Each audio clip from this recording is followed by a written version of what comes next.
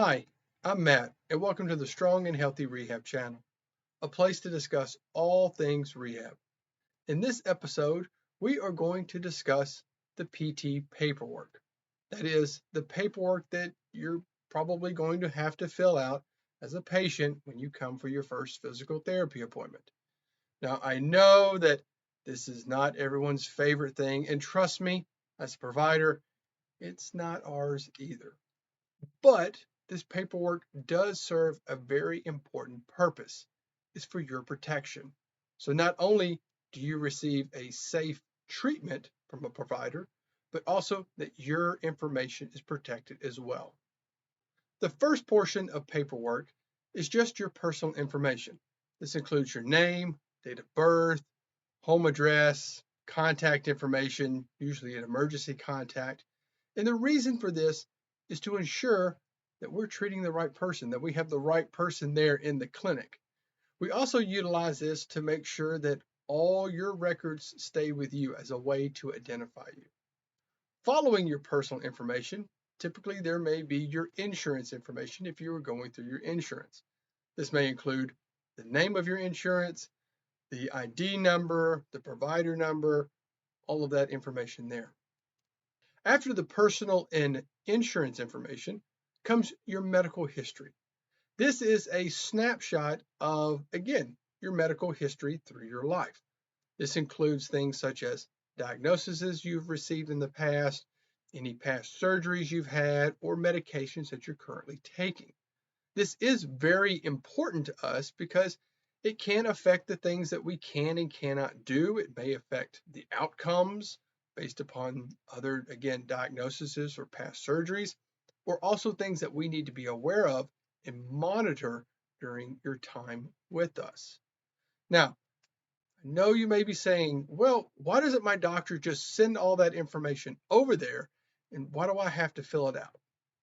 That's a very valid point. And let's discuss a few things about why that may not be feasible. One reason that it could be that it's difficult to get your information from your doctor could be that we are both using different documentation softwares. There are many different ones out there.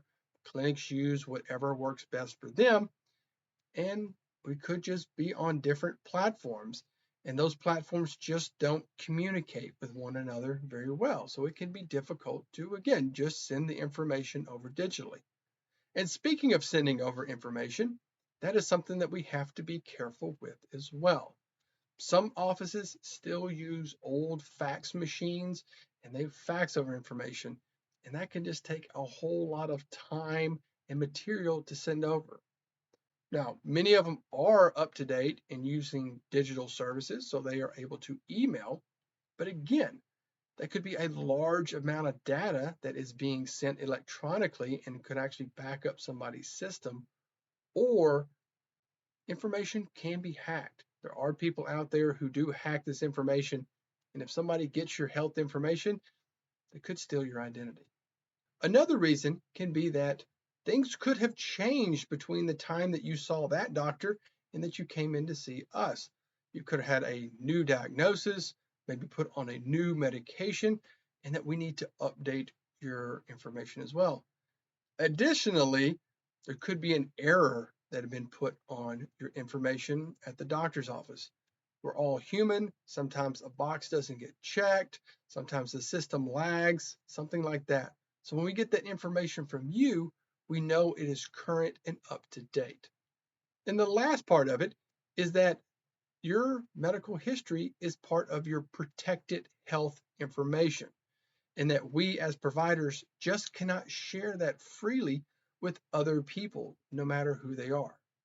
Now, that does lead to the next part of the paperwork, which are the consent forms.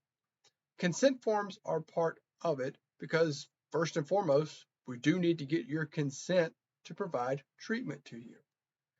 Also, just as mentioned before, we may ask for consent to release your records to certain people or certain organizations. That could include the physician who referred you over to us, your insurance carrier who is paying for your treatment, or to another physician or someone else if we refer you over there into the future, that you give us permission to send that information as needed.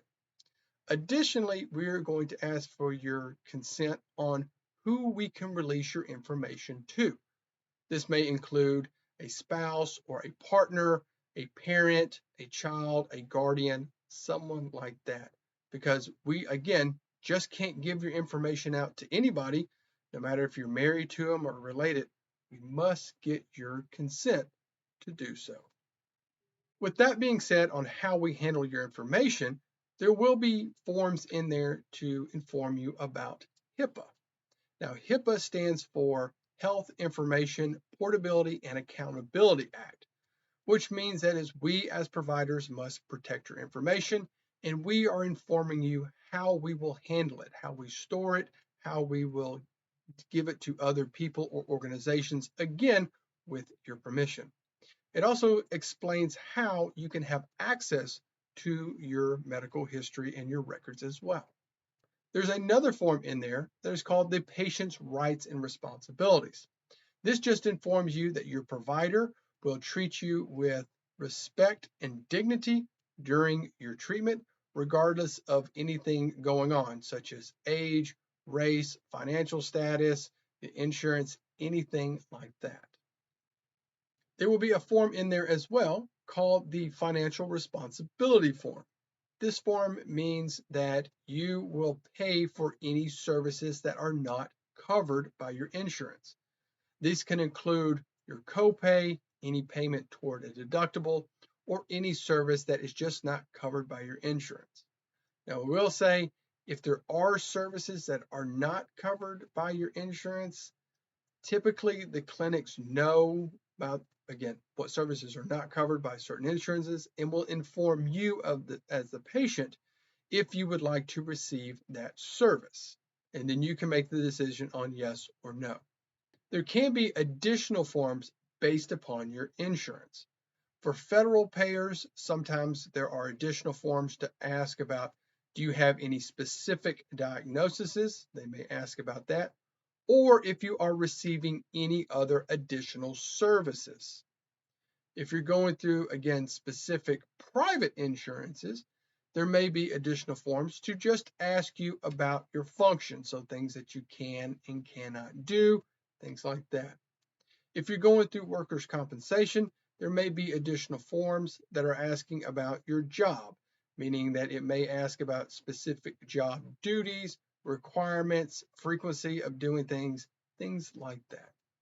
There you go. That's a brief overview of the paperwork that you're going to have at your first visit. Now, there may be, again, additional forms that could be included. There may be some of those that are not included. It can depend upon the clinic, your state, your insurance, things like that. There are ways to help ease that pain of having to fill it out. The first time that you talk to the clinic on setting up your appointment, ask them, can you send me the paperwork early so I can just go ahead and get it done? Many clinics do that just to speed up the time when you get there. So when you get there, boom, you can get right back and start right on your treatment. So they can send it to you digitally. They can mail it to you. You can have somebody come pick it up, anything like that. And of course, please keep in mind, this paperwork is for your protection.